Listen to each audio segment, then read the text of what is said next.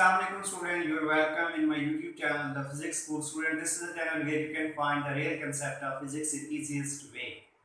Today our discussion topic is a capacitance of a parallel plate of a capacitor. Student आज के इस topic को start करने से पहले मैं आपको सजेस्ट करूंगा कि अगर आप लोगों ने मेरे चैनल को सब्सक्राइब नहीं किया तो सबसे पहले इसे सब्सक्राइब करें ताकि आप लोग अपकमिंग वीडियोस अच्छे से देख सकें। आइए अपने इस टॉपिक को स्टार्ट करते हैं हम लोग, जो कि है capacitance of a parallel plate of a capacitor. Student, हम लोगों ने एक पैरेलल प्लेट ऑफ कैपेसिटर की कैपेसिटेंस की वैल्यू को फाइंड आउट करना है। तो सपोज करें मैंने यहाँ पे एक parallel plate of capacitor consider किया है जिसकी प्लेट्स में सेपरेशन जो है स्टूडेंट वो स्मॉल डी है और area of each plate of a capacitor that is equal to A, which is connected across a external source battery which has a potential of a V। जैसे हम लोग इस capacitor को इस source के साथ कनेक्ट करेंगे स्टूडेंट, ये कैपेसिटर की वो प्लेट जो कि पॉजिटिव टर्मिनल के साथ कनेक्टेड है उस पे पॉजिटिव चार्ज डिपॉजिट होना शुरू हो जाएगा, और जो plate negative terminal of battery के साथ कनेक्टेड है उस पे नेगेटिव चार्ज स्टोर होना शुरू हो जाएगा। तो एक प्लेट पे पॉजिटिव क्या हो, दूसरी प्लेट पे नेगेटिव क्या हो, यहाँ पे चार्जेस स्टोर हो जाएंगे। अब अगर हम लोग देखें तो यहाँ पे डिस्ट्रीब्यूशन ऑफ चार्जेस है, one plate is a positively charge, second plate is a negatively charge. जब यहाँ पे चार्ज डिस्ट्रीब्यूशन होगी तो यहाँ इन दो प्लेट्स के दरमियान में कोई ना कोई इलेक्ट्रिक फील्ड इंटेंसिटी एग्जिस्ट करेगी। इलेक्ट्रिक फील्ड इंटेंसिटी की वैल्यू कितनी होगी, वो है यहाँ पे E। अब यहाँ पे देखें अगर हम लोग E की जो वैल्यू है, क्योंकि ये पैरेलल प्लेट ऑफ कैपेसिटर है, यहाँ पे इलेक्ट्रिक फील्ड इंटेंसिटी जो है स्टूडेंट वो यूनिफॉर्म होगी, उसकी वैल्यू यूनिफॉर्म दी जाएगी, कांस्टेंट दी जाएगी in between these two plates। अगर हम लोग इन दो प्लेट्स के दरमियान में जो कि कैपेसिटर है, इनकी कैपेसिटेंस को अगर हम लोग फाइंड आउट करना चाहें, हम लोग लेट करते हैं कि इन दो प्लेट्स के दरमियान में अभी जो मीडियम है वो वैक्यूम है या एयर। तो उस केस में इन दो प्लेट्स की जो कैपेसिटेंस का फार्मूला हम लोग अगले वीडियो में देख चुके हैं। C is equal to vacuum है VAC which is equal to Q divided by V। This is what capacitance of this capacitor when there is a no medium in these two in between these two plates, that's given as CVAC। VAC stand for vacuum, Q over V। What's a Q? Q is a total charge on either plate of a capacitor, and that is a V। V is the potential difference in between these two parallel plates, and its value is equal to student V is equal to ED। What's the E? Electric field intensity। What's the D? Separation between these two plates। तो ये हमारे पास student हो जाएगा capacitance का expression. ठीक है, अगर हम लोग देखें यहाँ पे जो इलेक्ट्रिक फील्ड इंटेंसिटी है इन दो प्लेट्स के दरमियान में पैरेलल है, अगर हम लोग उसकी वैल्यू को डिटरमाइन करना चाहें, electric field intensity is equal to V divided by D। Equation number 2 हो जाएगा। What's the D? Potential difference between these two parallel plates of a capacitor, and what's the D? Separation between these two plates। So what is the E? E is the electric field intensity that has a uniform value in between these two parallel plates। तो यहाँ पे हो जाएगी value electric field intensity की। अगर हम लोग देखें यहाँ पे on each plate of a capacitor जो है ना यूनिफॉर्मली चार्ज डिस्ट्रीब्यूट है, और हर प्लेट जो है कैपेसिटर की जो दो प्लेट्स हैं उसका एरिया A है। तो यहाँ पे अगर हम लोग एक नई टर्म जो कि हम लोग ऑलरेडी पढ़ चुके हैं, सरफेस चार्ज डेंसिटी को इंड्यूस करवाएं, सरफेस चार्ज डेंसिटी, तो हो जाएगी sigma is equal to charge per unit area, that's equal to equation number 3। अब हम लोग लास्ट टॉपिक पे पढ़ चुके हैं एप्लीकेशन ऑफ गॉसेस लॉ में the electric field intensity between two oppositely parallel charge plates. उसकी वैल्यू हम लोग निकाल चुके हैं, जिसकी वैल्यू को हमने लिखा था E is equal to sigma over epsilon nought. तो वो वाला इक्वेशन भी यहां लिखते हैं, electric field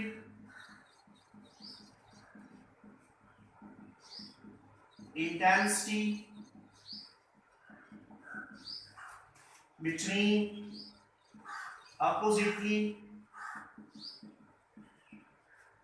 parallel charge plates।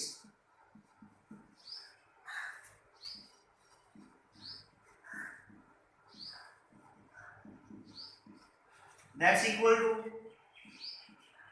E is equal to sigma dividing by epsilon naught। ये ऑलरेडी गॉस लॉ की एप्लीकेशन में हम लोग ये टॉपिक कर चुके हैं। इलेक्ट्रिक फील्ड इंटेंसिटी की वैल्यू टू अपोजिटली चार पैरेलल प्लेट्स के दरमियान में कितनी होती है? E is equal to sigma over epsilon naught. What's the sigma? Sigma is the surface charge density. Epsilon naught is the permittivity of a free space. तो इसी को नाम दे दें इक्वेशन नंबर 4 को। तो एक इलेक्ट्रिक फील्ड इंटेंसिटी की value हम लोग ने यहाँ पे इक्वेशन 2 में कैलकुलेट की है, एक इक्वेशन 4 में कैलकुलेट किया है। ये भी इलेक्ट्रिक फील्ड इंटेंसिटी है, ये भी इलेक्ट्रिक फील्ड इंटेंसिटी है। तो दोनों की वैल्यू को यहाँ पे कंपेयर करते हैं। कंपेयरिंग इक्वेशन 2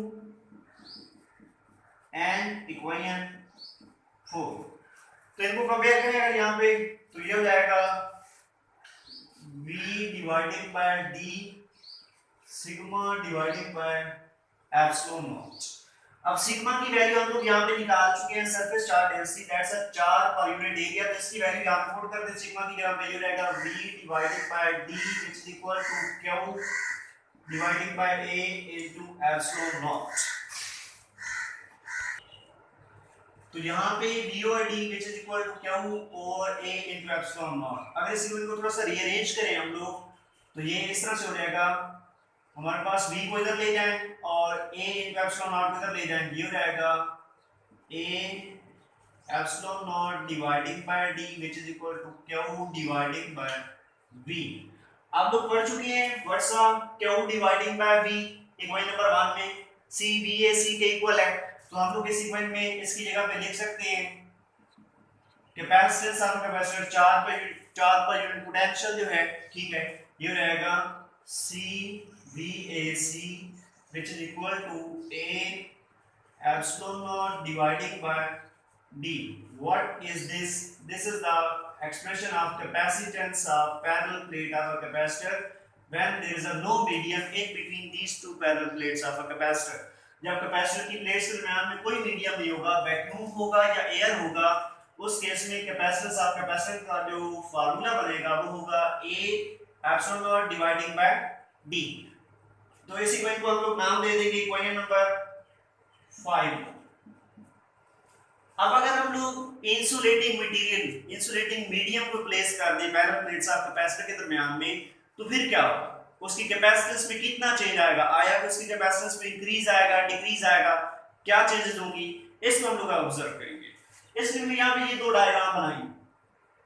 अगर इस डायग्राम को गौर से देखिए, यहाँ पे ये पैरेलल प्लेट ऑफ कैपेसिटर है, one plate is a positively charge, second plate is a negatively charge. इन दो प्लेट्स ये सपोज कर रहे हैं ये चार्ज फॉर्म में कैपेसिटर है, ये चार्ज कैपेसिटर है। This capacitor is a fully charge and its plates are connected across the voltmeter। ठीक है, ये एक चार्ज कैपेसिटर है, इसकी दोनों प्लेट्स को हम लोगों ने इन दो प्लेट्स के दरमियान में कितना पोटेंशियल डिफरेंस है, V की वैल्यू कितनी है स्टूडेंट, उसको चेक आउट करने के लिए हम लोगों ने इन दोनों प्लेट्स को पोटेंशियल मीटर मेजर करने के लिए, इन दो प्लेट्स के दरमियान में पोटेंशियल डिफरेंस कितना है, ठीक है, वो मेजर करने के लिए वोल्टमीटर के साथ लगा दिया। जब वोल्टमीटर के साथ लगाया तो देखिए ये कोई पॉजिटिव राइट साइड पे वैल्यू दे रहा है V नॉट सपोज कर रहे हैं। जब कब दे रहे हैं?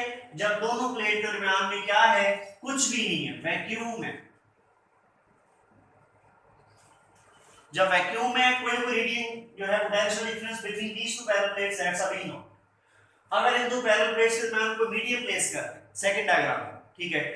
अब जब हमने देखा ये भी वही चार्ज कैपेसिटर है, अब क्या कर दिया है, इनकी इन प्लेट्स के दरमियान में मीडियम इंसर्ट कर दिया है, कोई इंसुलेटिंग मीडियम है, और इस इंसुलेटिंग मीडियम को हम लोग नाम देंगे डाइलेक्ट्रिक का।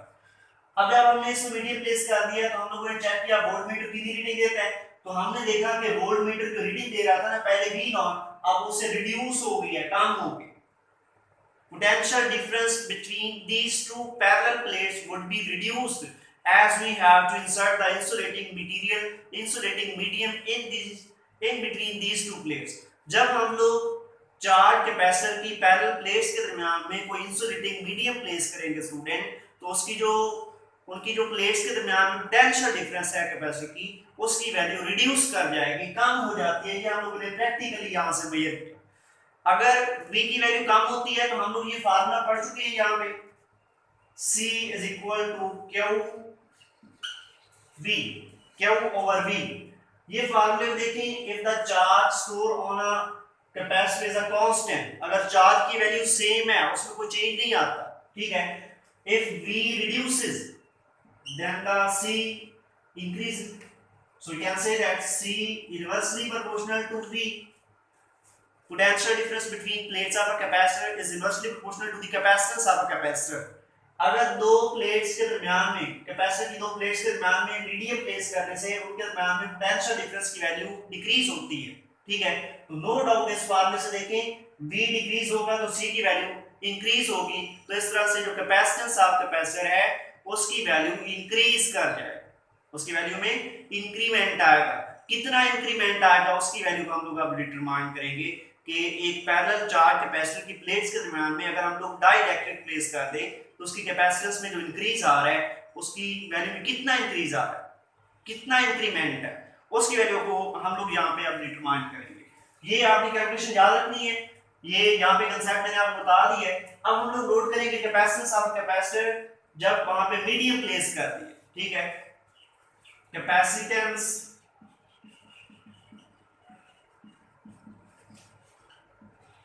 a capacitor when dielectric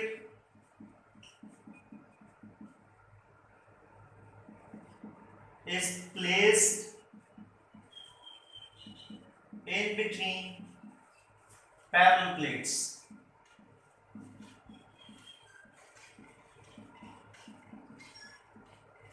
तो हम लोग अब यहाँ पे मीडियम प्लेस कर देंगे, तो ये फार्मूला हम लोग ने पढ़ा है, ठीक है, देख जरा गौर से। Capacitance of capacitor in case of a vacuum where there is no medium in between parallel charge plates, तो है A area of the plates, epsilon nought permittivity of free space and D separation between the plates.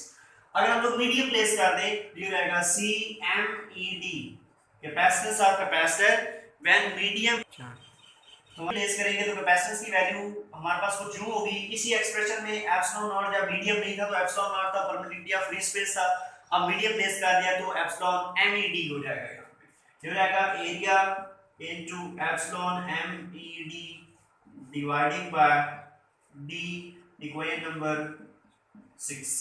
अब epsilon MED को define करने के लिए ये concept हम लोग कूलम्स लॉ में भी डिटरमाइन कर चुके हैं। जब चार्जेस के दरमियान में हम लोगों ने मीडियम प्लेस किया था तो कूलम फोर्स पे क्या इफेक्ट था, उसके लिए हम लोगों ने एक टर्म डिफाइन की थी, वो थी रिलेटिव परमिटिविटी।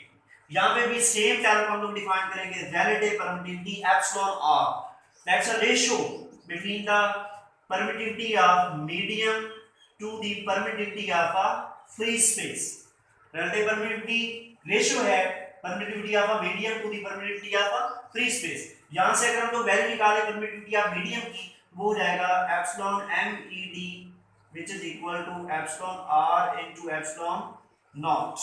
ये एमईडी की वैल्यू हो जाएगी एप्सिलॉन एमईडी, ठीक है। इसकी वैल्यू को यहां पे पुट कर देते हैं इस इक्वेशन 6 के अंदर, ठीक है।